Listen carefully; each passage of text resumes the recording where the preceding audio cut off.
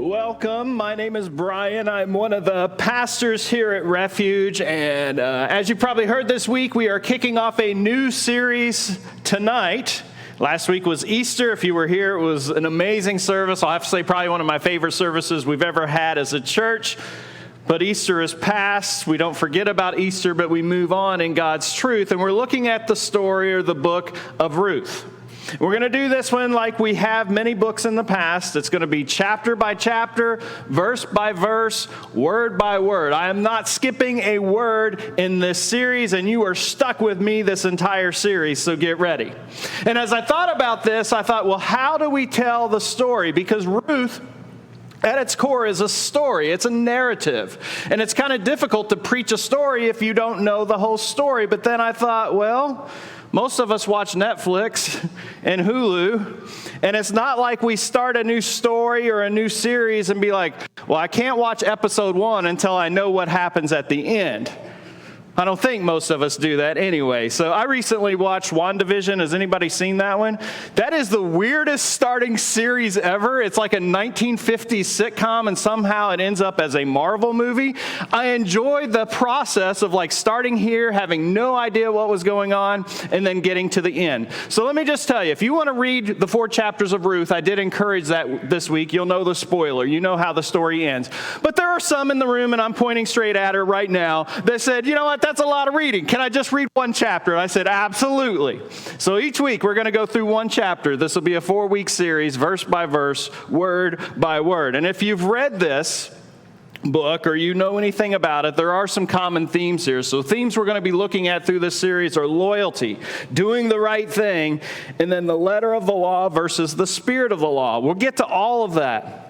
But the biggest theme throughout this story, and Nicole and I had a conversation about it this week, is simply this. It's the same story that is throughout the Bible, that God is working.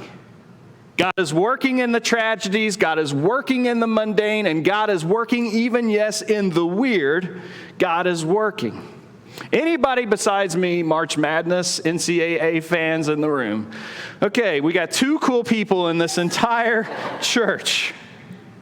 Opening weekend of March Madness is my Christmas. It is my holiday. I literally, and I use the word Presley, I use the word literally right there. I literally sit at my TV and watched 48 basketball games that first weekend. I didn't catch all of every game, but I saw parts of all 48 games, and my bracket was busted within the first 2 games. I think a lot of us had busted brackets because it was a great tournament. The underdog was winning. It was very unpredictable. And so I Googled this week the odds of someone getting a perfect NCAA March Madness bracket.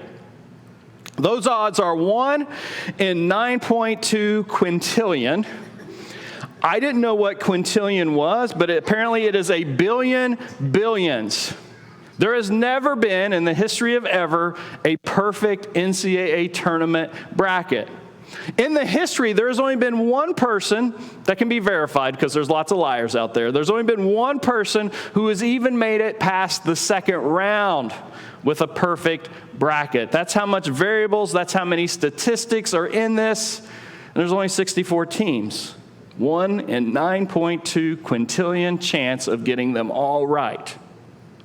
And yet God, working an infinitely more complex bracket that's called life, works billions and trillions of variables and people to bring ultimately about his purpose, all without interfering with man's free will. And so if you know the story of Ruth, you've heard it before, maybe preached, or you've read it before, as we go through this, set all those old versions aside. Just not that they're wrong, but just set them aside. Especially if you've heard it as a fairy tale love story, which I've heard it taught as before. It's not. This is not a girl gets guy, girl has baby, and everybody lives happily ever after. That is not the story. This is a story just like every story in the Bible that is there to teach us about God's character, God's ways, God's truth, and most of all, God's love. So perhaps it is a love story after all. So let's just jump into it. Ruth chapter 1, verse 1, and it starts like this. In the days when judges ruled in Israel. I'll stop right there. I'm going to stop and start a lot tonight. Stop right there.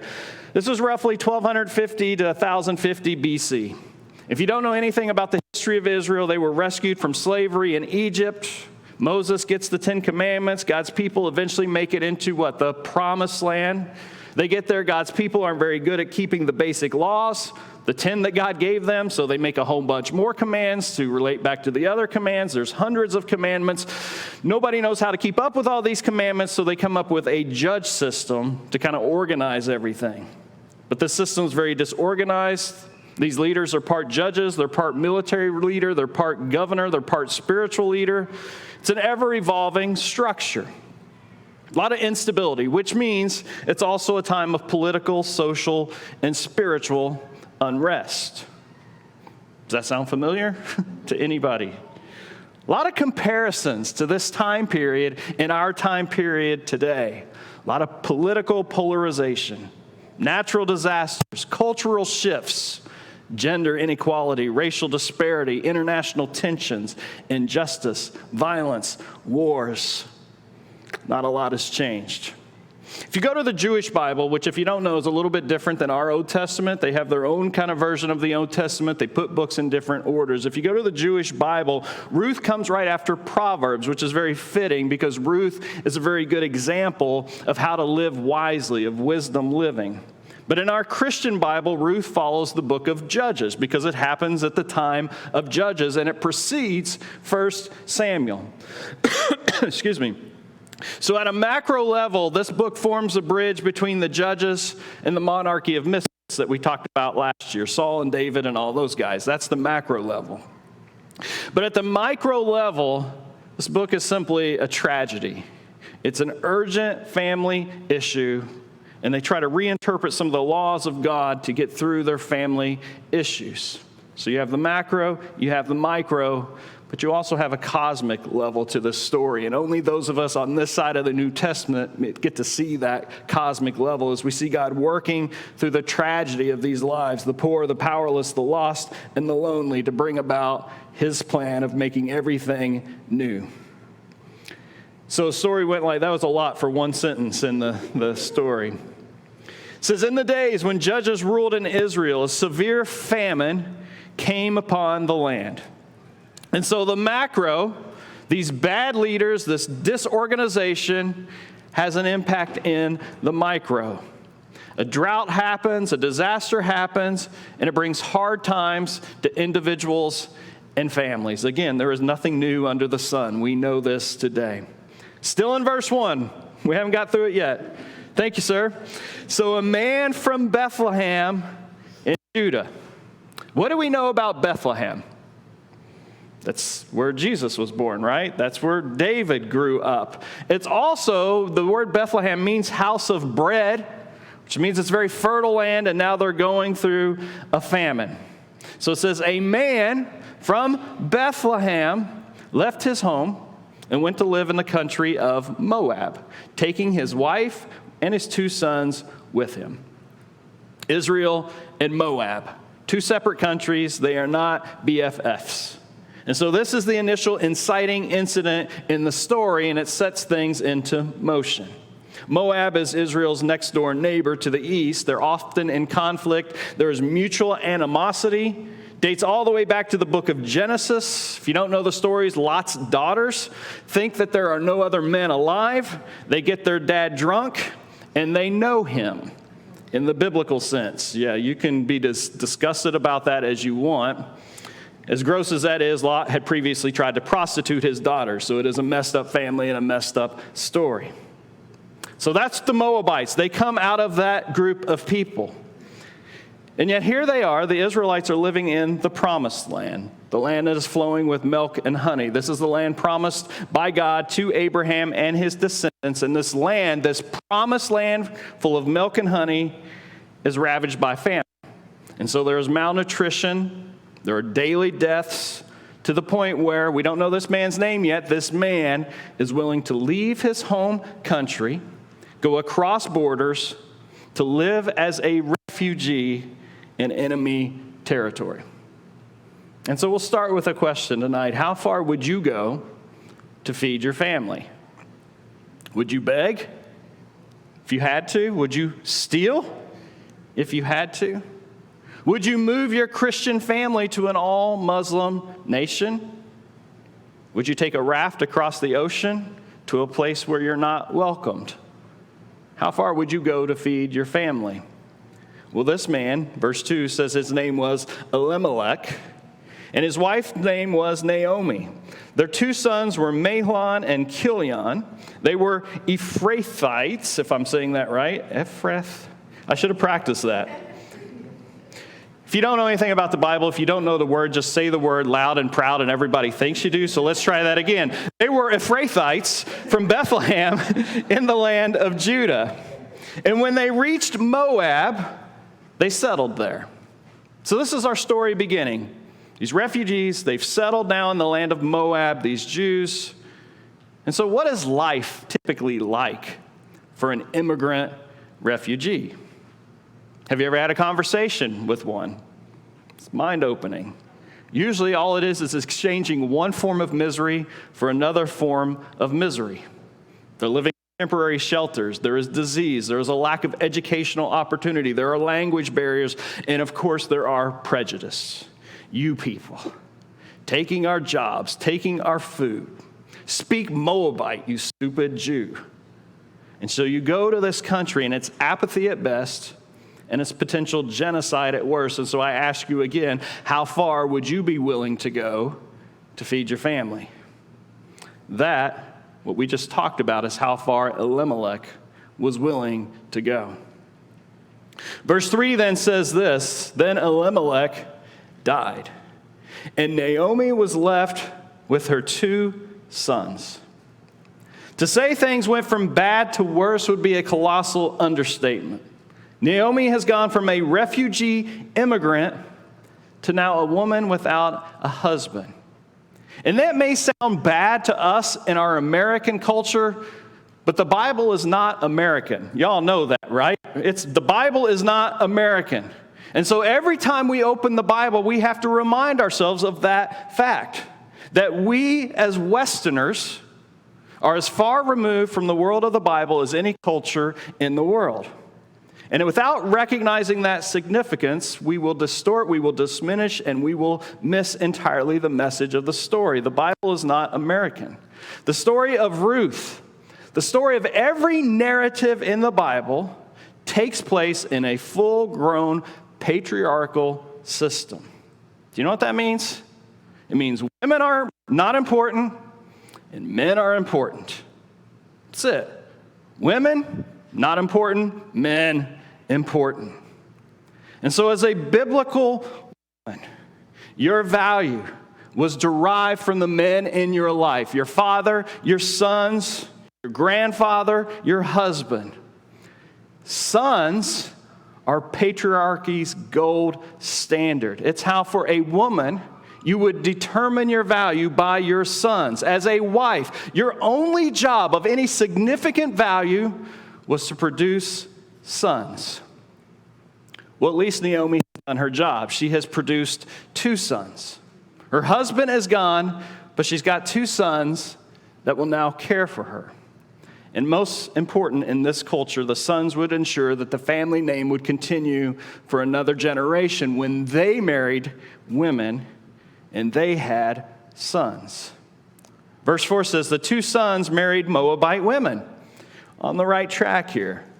One married a woman named Orpah, and the other a woman named Ruth. We were talking with Mike earlier. These names are really important in my family. My grandma's name was Ruth. She had a daughter named Naomi, so have it flipped a little bit, and a daughter named Orpah, which was based on Orpah. We named our youngest daughter Emery. Almost called her Emily again. Emery Ruth Culbertson. So these are important names in our family. So 10 years later, we're told, both Mahlon and Chilion died. This left Naomi alone, without her two sons, without her husband. Most newer academic research agrees that when we read the book of Ruth, you're actually reading the story of a female Job. I think everybody kind of knows Job's story. Everything goes wrong that could possibly go wrong in Job's life. And so Naomi is a female version of Job. Job lost his livestock. He lost his servants. He lost his wife. He lost his children. He lost his health. Remember all the boils and everything. Well, Naomi is enduring a famine. She's living the life of a refugee. Then her husband dies, and then her sons die. But you see, there's one difference between Job and Ruth. Job is a man. And in a patriarchal system, Job can eventually begin over. He can remarry. He can have sons. But Naomi, she's a postmenopausal woman. She's done. She's finished. And so Naomi isn't just a sidebar to the story of Ruth. Naomi, her suffering, her pain is every bit as much the story as it is the story of Ruth. She's lost her husband. She's lost her sons. She's lost her income. She's lost her ability to survive. She's lost her identity as a woman. She's lost her self-worth. And there's another layer if we read between the lines of this story.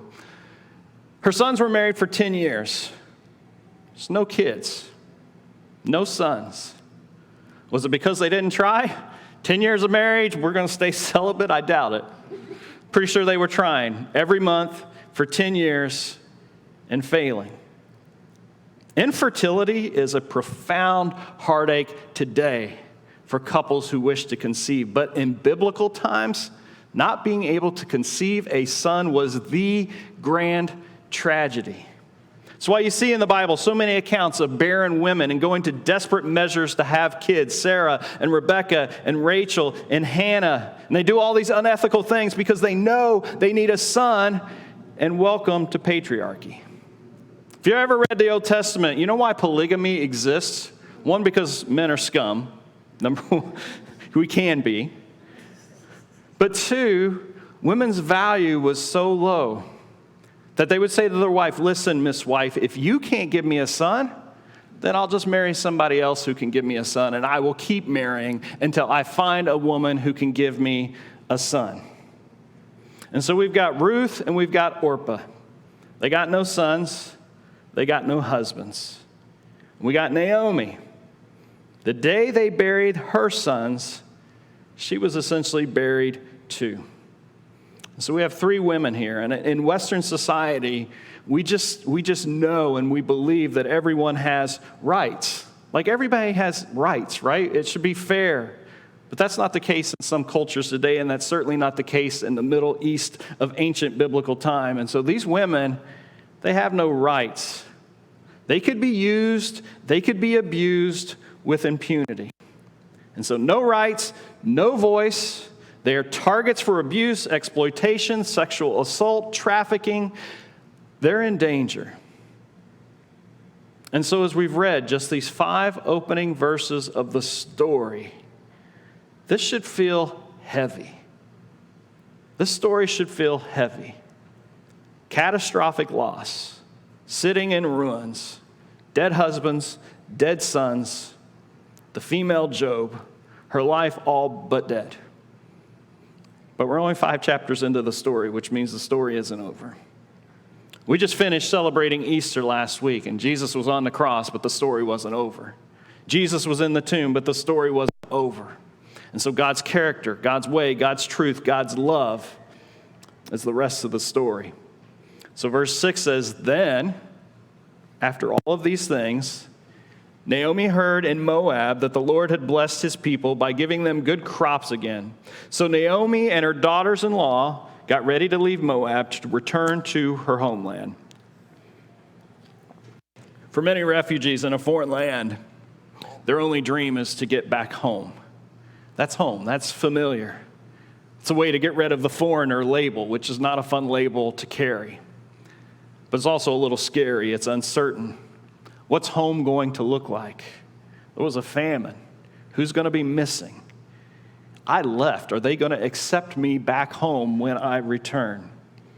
Verse 7 says, with her 2 daughters-in-law, she set out from the place where she had been living, and they took the road that would lead them back to Judah. Verse 8, but on the way, Naomi said to her 2 daughters-in-law, go back to your mother's homes, and may the Lord reward you for your kindness to your husbands and me. Naomi waited until they were en route to Bethlehem before revealing her plan. Why do you think that is? Because if she had said this while they were still in Moab, the girls might have tried to convince her to stay with them there in Moab. But Naomi is going home not to live. She's going home to die. And so she doesn't want to any longer be a burden to Ruth, to Orpah, to anyone. And so she says, may the Lord bless you with the security of another marriage. Then she kissed them goodbye, and they all broke down and wept. What this is a sacrificial act of love by Naomi. She's putting her daughters-in-law interest ahead of her own, even from her depressed state. And she calls them her daughters. And they got pros and cons of going back to Moab or going to Israel. They can reintegrate into society if they go back to Moab. They can have a second marriage. I mean, if they go to Judah, no Judahite is going to marry a pagan girl. I mean, worst case scenario, they could be a sister wife to somebody and at least be provided for. I don't know, but if they go back to Moab, they have a chance. Verse 10, though, they say, no, we want to go with you to you and your people. Your people. I don't know what the last 10 years look like, but these women see something in Naomi and her family and her people that was different. And they say, we want to be with you and your people. I mean, what's Ruth and Orpah's background as a family? I mean, they had a Moabite father that was willing to marry them off to a Jewish famine refugee. It's not a good situation. And I'm sure Naomi, when she thought about who was going to marry her son, she wanted traditional marriage to a good Jewish girl. But she builds a special bond with these 2 Moabite women. The arch enemy of Israel, she builds a relationship that is so special with their daughters-in-law, it makes an impact.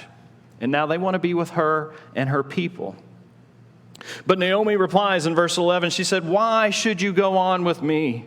Can I still give birth to other sons who can grow up to be your husbands?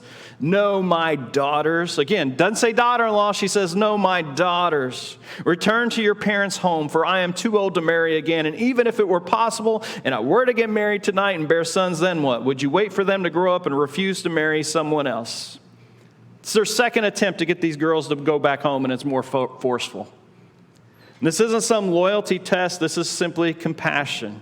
She's trying to spare them the rough road that's ahead. A road that would be much longer for them because they're a lot younger than she is. Now, she mentions here, she uses this argument, and it's the Levirate law. And she says, basically, there's this law, it's a legal safety net thing, that provides that when a man died and he didn't have a son, his blood brother could marry his widow. Actually, he was supposed to marry the widow. And when the firstborn son would raise up, he would take the dead man's place in the family. It's kind of a weird thing to us, but that was the law that was in place in this culture. And so Ruth is saying, hey, you ladies, my daughters, there's only one shot for you in Judah. For me to get married, to conceive male sons, they need to be twins, so you each get one. Then wait for them to get old enough to marry, and then hope that they choose you instead of a younger virgin bride. In other words, she's like, this is stupid. This is unrealistic. This is not going to happen. And so she says to these girls, stay here in Moab where at least you have options. Hold on to that thought. In future episodes, in future weeks, we're going to come back to that. But we're going to continue this story tonight. No, of course not, my daughter. She says, this is impossible. This is stupid. Things are far more bitter for me than for you, because the Lord himself has raised his fist against me. And so here is Naomi. The dam has burst. She is in deep depression. This is a flood of grief. And this time in her grief, she adds a theological expression to the grief. She says, God did this to me. Now, I've heard this preached before, and people get on Naomi for this. It's like, how's she going to accuse God for her troubles? And then they'll go into the faith over fear sermon, or the trust God more sermon, or the fill in the blank with some kind of church rhetoric sermon. But this is just another Job moment. This is Naomi speaking simply what is on her heart, which mirror the exact words that Job verbalized in his book. And we praise Job for speaking his heart and speaking those words. And so apparently, even in our culture today, a man can get an honest lament, but women can't. But the Bible is teaching us something different here, men and women. We get to be honest with our feelings, with our emotions, with our despair. In fact, the Bible just doesn't give us permission. It encourages us to be honest. Remember those commandments? Do not lie. It's one of the 10 commandments. And so she's being honest. And we can be honest that it's difficult for me to find peace with a God who says he loves me, but at the same time allows these difficult tragedies to rain down on my family. And we can be honest that it's difficult to see people suffering, even people I don't even know, and not ask God, why would you let this happen? Naomi is a lifelong, tried and true follower of God. She is a daughter of Abraham. She is an heir to the promise. And I tell you what, we need to hear this girl lament.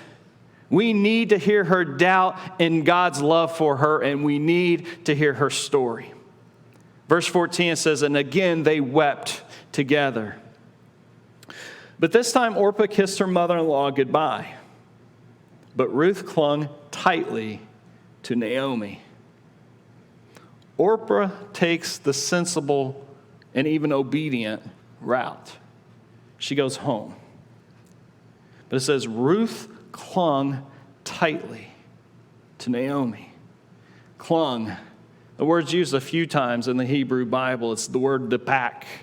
It's used in Genesis 2 to describe a man leaving his mother and father and clinging to his new wife. And so to cling in the Bible is a strong word. In verse 15 it says, look, Naomi said to her, your sister-in-law has done the smart thing. She's gone back to her people and her gods. You should do the same. She gives it one more try.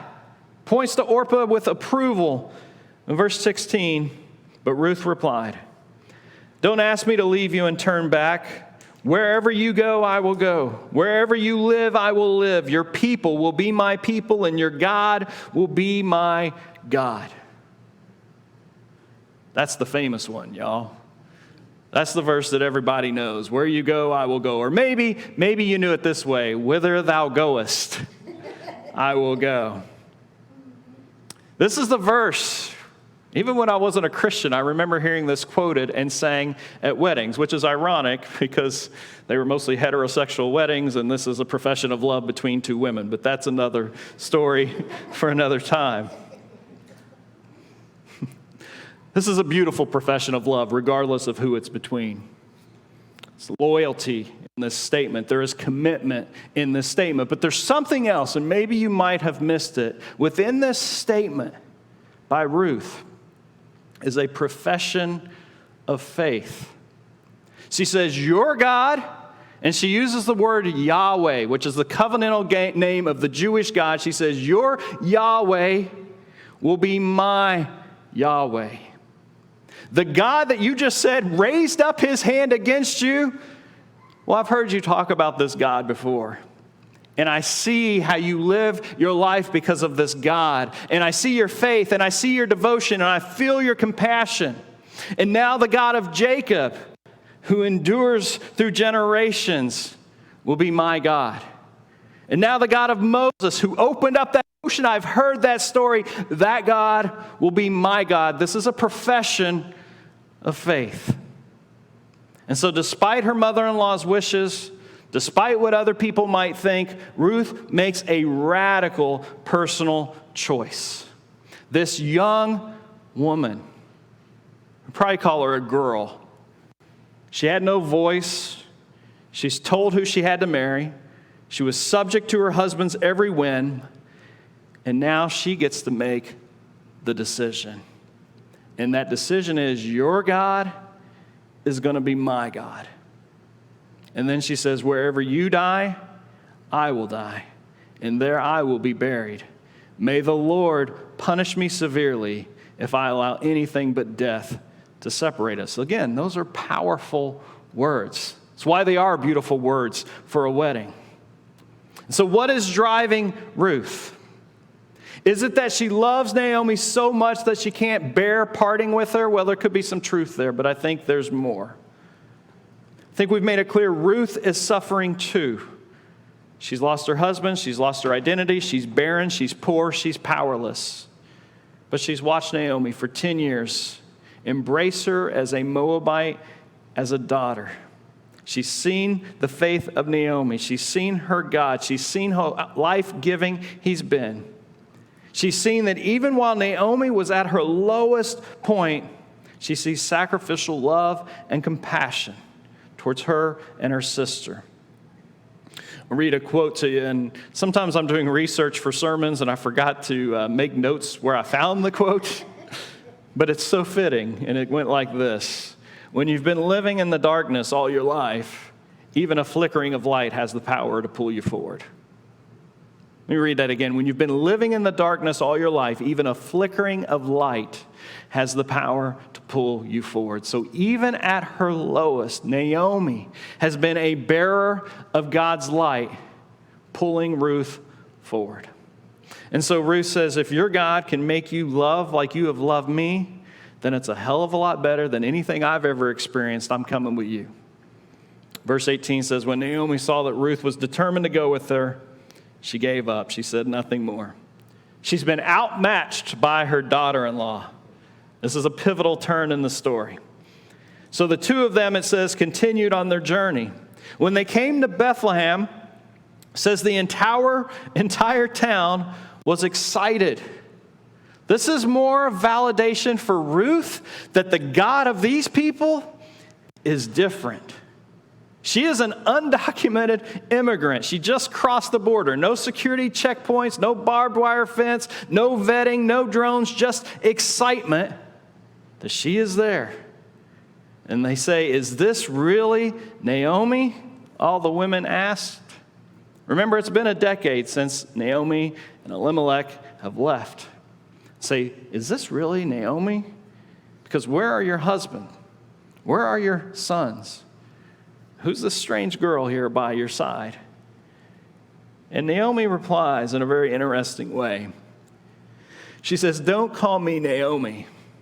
Instead, call me Mara, for the Almighty has made life very bitter for me. Naomi, her name means pleasant, or it can mean sweet. It's what Naomi means. She says, I'm not sweet anymore. I'm not pleasant anymore. Call me Mara. Call me bitter. She's bitter and empty with Ruth right there beside her, who despite her own broken heart has sacrificed everything to be with her and vowed to stick to her to the end. And I'm going to tell you, that's what deep depression looks like. She says, why call me Naomi when the Lord has caused me to suffer and the Almighty has sent such a tragedy upon me? Have you ever been there? Just in such a dark, dark place that you couldn't see any of the signs of hope that God was putting into your life. You were just so buried in that tragedy, in that darkness, that you said, call me bitter, call me Mara. Or maybe in our American way, we say, my life sucks. We're unable to see any of the blessings that are around us. Now, there are certain different levels of tragedy. Yesterday, I was having some friends over. I wanted to trim up my beard a little bit. You notice I got a baby face a little bit more tonight. I got out my razor and I forgot to close the thing, and the first swipe, I shaved off my entire mustache or half of it, and I certainly couldn't walk around with half a mustache, so I had to shave my beard. And I feel naked up here, I'll tell you right now, without a beard. I like having a beard. I feel silly. That was a tragedy of epic proportion. But I make light, we know there are serious tragedies of epic proportion. And as I think about that, not everything that happens, not every horrible thing that happens in life has a silver lining. That can be hard news to hear. I mean, it may, but not a silver lining that we may not see until glory. And so sometimes, like Mara, like Naomi, it's okay to just sit in the suck. Have you heard that phrase before? I thought I invented it until I Googled it. To sit in the suck. I heard a TED Talk this week, and a girl was talking about college admissions, and I guess there's been this ramping up. You have to write an essay to get into college that goes with your grades and everything, and there's a ramping up that most of the essays that are coming in are trauma essays. Have you heard that term before? Trauma essays. And it's basically this overwhelming pressure for high school students to put their deepest traumas onto their college application so that they can show this beautiful redemption story. The one lady who was teaching, she was Asian, and she said, I've told this story thousands of times. I grew up an Asian immigrant. I was made fun of throughout my childhood. Everybody else had normal lunches and PB&J, and I had these really stinky lunches because of my heritage, and I would have to go eat and hide in the bathroom. But that experience made me who I am today. Don't you want to accept me to your school? Do you see kind of the disgust of that? She is confessing a trauma to a faceless stranger, and her future depends on it. See, sometimes in life, a sucky thing just sucks. The end. I'm going to paraphrase a little bit from the TED Talk because I was scribbling down notes as she was talking. She's kind of said it like this. She says there's no need to sanitize our pain. There's no need to write a narrative around it. No need to make the story just sad enough, but not too sad. Just critical enough to inspire change, but not so much that it actually criticizes systemic structures. Just honest enough to seem real, but not so unfiltered that it creates discomfort. No need by the end of a 500-word essay for the hero to overcome the challenge. We don't need more consumable trauma. Do you get that word, consumable trauma? Just sad enough, but not too sad. That's the trauma that most of us are used to dealing with from our friends and our acquaintances. But here, Naomi, she's honest. My husband is dead. My sons are dead. I'm still starving. I'm having a hard time finding anything good about life. But I do still believe in God, even though I can't make sense of what the heck He is doing in my life right now. We need to learn this healthy habit of Naomi, of just sitting in the suck, processing our feelings for real, eating a giant bowl of ice cream if that's what it takes, deleting the pictures that you need to delete, writing out a hate letter to someone and then deleting it and not sending it, turning on a sad song, and just for 5 minutes letting yourself ugly cry as you sit in the bitterness. And you know what else? We need to be willing to sit in the suck with others. I was talking to Karen earlier. And she's had deep depression, and she's a counselor, and she counsels a lot of people that have deep depression. And she says one of the things that people that go through deep depression go through is just feeling like a burden to everyone around them. It's why they take their lives. It'd be better off if I was dead for everybody else around me. Like Naomi, we need to be willing to be open about our suck. And like Ruth, man, we got to be willing to cling to others in their suck so that they know that they are not a burden. Verse 22, so Naomi returned from Moab accompanied by her daughter-in-law, Ruth, the young Moabite woman. They're going to keep reminding us that she's a Moabite because that's part of the story. Then it ends like this. They arrived in Bethlehem in late spring at the beginning of the barley harvest. That's your teaser. That's what's going to bring you back for episode 2. The story starts with a famine, but now it's harvest season. And so the announcer is going to come on. He says, will the ladies find food? Has Naomi lost God's love? Is God even paying attention? And what will become of Ruth's radical decision? Stay tuned next week for another exciting episode of Ruth. And I'll be honest, this last page of my sermon here, man, I had a beautiful ending written. Just tied a nice little bow on top of this present that I was going to present to you. And yesterday, as I read through it, I just deleted the whole thing. I deleted it because we don't need a nice little bow. We just need to sit in our bitterness or sit with someone else in theirs as we end this chapter. See, God is certainly 100% working in this tragedy, in the suckiest of suck. There's a 1 in 9.2 quintillion chance to get a college basketball bracket right. Now, I don't have any ideas what the odds are for God to use this story from 3,000 years ago to impact our lives, but I got to think those odds are infinitely worse. And yet he takes this story, and right now, he's using it. And he's going to get it perfect. He's going to have the perfect bracket. Within the darkest, most broken world, he will perfect it for his good and his glory. So I'm going to have the band come up, and we're just going to sing a closing song tonight. And as we sing, man, I don't know where everybody is in the room tonight.